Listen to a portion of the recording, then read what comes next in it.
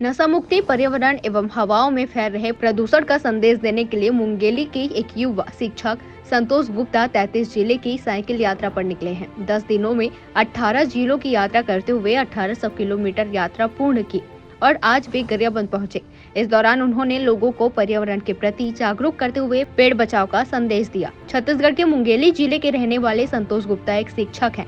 समय समय पर साइकिल से जागरूकता यात्रा निकालते रहते हैं। इस बार भी संतोष साइकिल यात्रा पर निकल चुके हैं। संतोष इस बार प्रदूषण और नशा मुक्ति के लिए लोगों को जागरूक कर रहे हैं।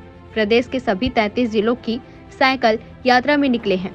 10 दिन पूर्व उन्होंने मुंगेली से यात्रा प्रारंभ की और आज लगभग 18 किलोमीटर की यात्रा पूरी कर गरियाबंद पहुंचे। इससे पहले संतोष साइकिल से नेपाल की यात्रा कर चुके हैं। वहीं उन्होंने राष्ट्रीय स्तर की साइकिल प्रतियोगिता नासिक में भी भाग ले चुके हैं। वे प्रतिदिन 150 से 200 किलोमीटर साइकिल की यात्रा करते हैं और ये अपनी साइकिल यात्रा का अंतिम पड़ाव भी अपने गृह जिला मुंगेली को ही मानते हैं।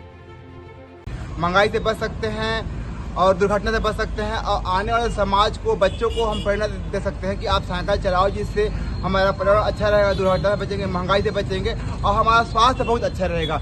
ये मेरा 9वां दिन है, ये 18वां जिला है गरियाबंद और मैं अभी उत्तर छत्तीसगढ़ में सरगुजा और रायगढ़ वगैरह बचा हुआ है, उसको करके मैं 29 तारीख को ये कंप्लीट करूँगा। कहाँ तक भ्रमण करने का है आपका? ये संपूर्ण छत्तीसगढ़ के 33 जिलों में, ये मेरा 18वां जिला है। उनका जो यात्रा का उद्देश्य है उससे मुझे भी एक सीख मिलती है और समाज को भी एक सीख मिलती है कि कम से कम हम वाहनों का प्रयोग करें, पेट्रोल का उपयोग कम करें ताकि दुर्घटनाएं भी कम हो सके और स्वास्थ्य भी इससे लोगों का अच्छा रहेगा।